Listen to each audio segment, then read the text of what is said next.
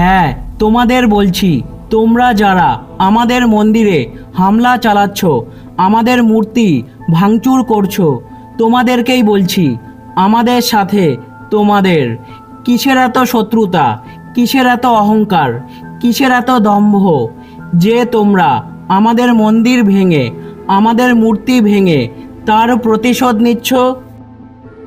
আমাদের মন্দির ভেঙে, আমাদের মূর্তি ভেঙে তোমরা হয়তো ভাবছো তোমরাই মহান, তোমরাই শক্তিশালী, তোমরাই সর্বশ্রেষ্ঠ। তা এতই যখন তোমাদের দম্ভ, এতই যখন তোমরা শক্তিশালী, তাহলে বলছি শোনো, আমরা তোমাদের সেই চাঁদকেও পূজা করি, যেই চাঁদ আকাশে না উঠলে তোমাদের ঈদ হবে না। পারলে সেই চাঁদকেও ভেঙে দেখাও। আমরা তোমাদের সেই সূর্যকেও পূজা করি, যেই সূর্য আকাশে না থাকলে হয়তো তোমাদের রোজা রাখাটাই আর হবে না। পারলে সেই সূর্যকেও ভেঙে দেখাও।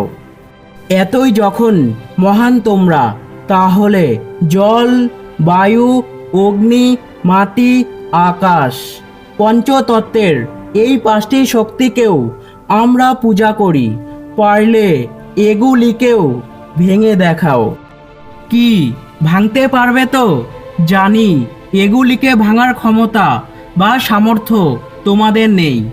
মনে রেখো, এটাও যেমন পরম সত্য, আকাশের সূর্য চাঁদকেও যেমন ভাঙা যায় না, জল, বায়ু, অগ্নিকেও যেমন ভাঙা যায় না, তেমনি এটাও সত্যি যে আমাদের সনাতন ধর্মকেও তোমরা ভাঙতে পারবে না।